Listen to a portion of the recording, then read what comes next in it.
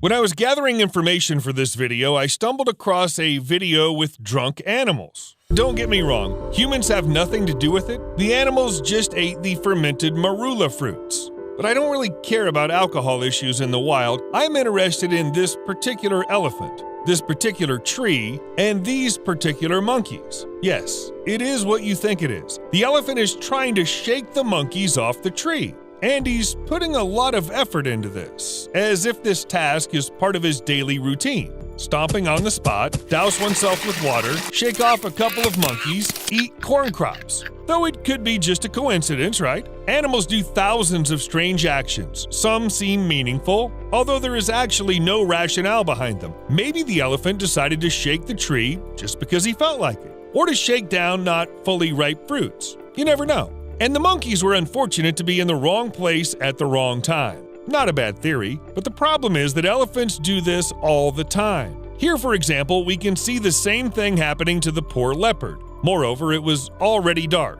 Elephants are actually diurnal animals, and this one's been shaking the tree at night for several hours. Seems like he remembered the leopard and is now taking revenge for something. Aha, lion, I recognized you. Now you are alone, without your pride. Get off! But I am not a lion! Seems like no one can get a break when elephants are around. Not a single living creature is left out, even the smallest creatures, which should probably not be of interest to elephants. But birds? Wandering and flying around here? Get out of here! Shoot! Turtles! No turtles in my territory! To be honest, at first I thought the elephant would at least not care about these animals. After all, it's just a slow stone with legs. But no. Good thing the turtle turned out to be just a robot put there by scientists. Imagine if the elephant stumbled across a real one. But there must be a reason behind this behavior. You can't just bother all the animals that come across your way without any reason, and the researchers managed to find it. Or rather, they found several reasons at once. First of all, elephants are very territorial animals. Strictly speaking, they do not guard their territory the way many other animals like primates, bears, or even domestic cats do. Some scientists even believe elephants cannot be called territorial, and yet these animals prefer to stick to their feeding areas and are not always happy to see strangers on them, especially when it comes to an area with a water source. A herd of elephants will easily chase away hippos, which could just happen to be near their watering place. Are hippos getting in the way? Barely. They're just annoying. Do you know that feeling when a person next to you pisses you off for no particular reason? Imagine they also try to eat your lunch. Joey doesn't share food!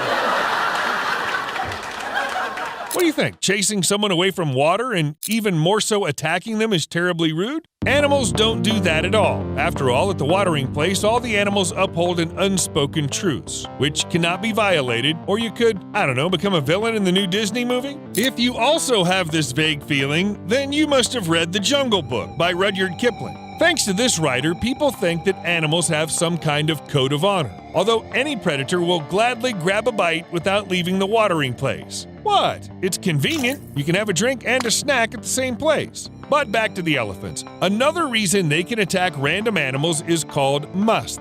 This is a natural state that male elephants periodically go into when their testosterone levels rise 60 times. Such hormonal surges affect behavior, and the elephant becomes as aggressive as he can get. Also, he grows oversensitive to sounds and movements. His anxiety and the amount of energy increase. Can you imagine this combination in a huge adult elephant? Elephant! Smash! Of course, in a musth state, an elephant attacks anyone who seems annoying enough to him. A human, an animal, even another elephant. Still, aggression is not always the reason why elephants love bothering other animals so much. Sometimes the elephant just wants to play.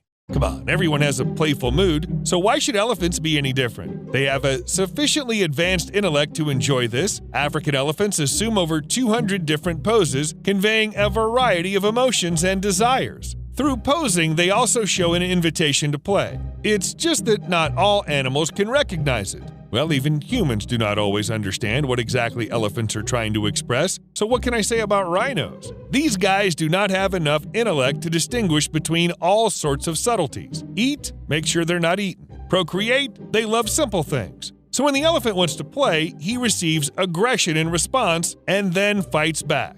Listen, this is probably very sad. To have really cool cognitive abilities and live in a world where few creatures can understand you. Turns out elephants suffer from their intelligence, and it's not only about difficulty finding playmates. Constant communication and some kind of activity are a necessity for elephants, otherwise they'll start to get bored. Boredom soon leads to social stress, aggression, and abnormal behavior. To prevent this from happening in zoos, employees come up with various activities for the animals. In the wild, looking for food is usually enough, but what if that isn't? Or what if the elephant, gets sad? It's unlikely that praying mantises or goldfish have these kind of issues, but elephants can easily get upset due to some external factors. Even accidentally seeing a snake is enough to get the animal upset. In response to a stressful event, elephants usually raise their ears and tails and then make a low rumble to ask for consolation. And it works. Other elephants immediately rush to the poor fellow, touch him with their trunks, and make chirping sounds.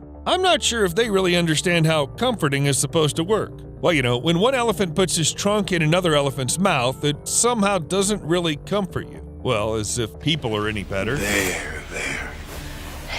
Advanced intelligence is generally not a problem only elephants have. Many highly developed animals need something to constantly occupy their brains, have fun, set goals, experience emotions, engage in physical activity. In the Belgian Zoo, the habitats of otters and orangutans intersect so that the animals could play with each other. Turned out these species get along great. But if it were not for constant contact with otters, orangutans could, even get sick from loneliness and boredom. Turns out it's simply not practical for animals to experience emotions. See for yourself. Not all people have learned to cope with them. But what if you are, for example, a panda, a raccoon, or an elephant? After all, a wild animal will not be able to get psychological therapy to sort out its feelings, though they sometimes can put their lives at risk. For example, when mourning their loss, animals behave totally unreasonably in terms of survival. Just think about it. The desire for solitude, lack of communication, sleep, food, and I don't even mention procreation. And if an elephant spends time attending to a corpse, it's exposed to pathogens and makes himself vulnerable to predators.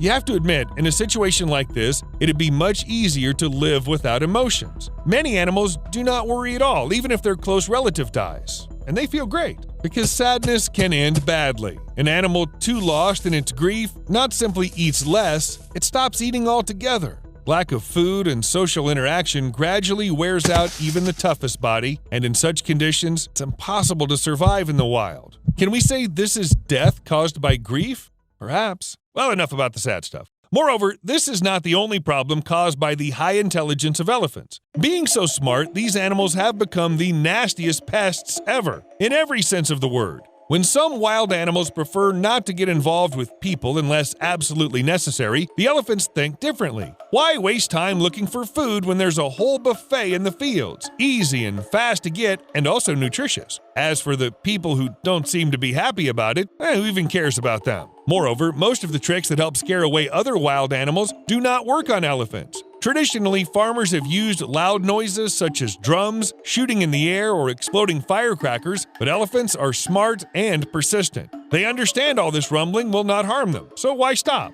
What's more, according to National Geographic, elephants have even learned to pull tranquilizer darts from each other's sides. No, really. Anyone still hope the drums would work on these guys? I hate this job. Looks like you have a problem with elephants?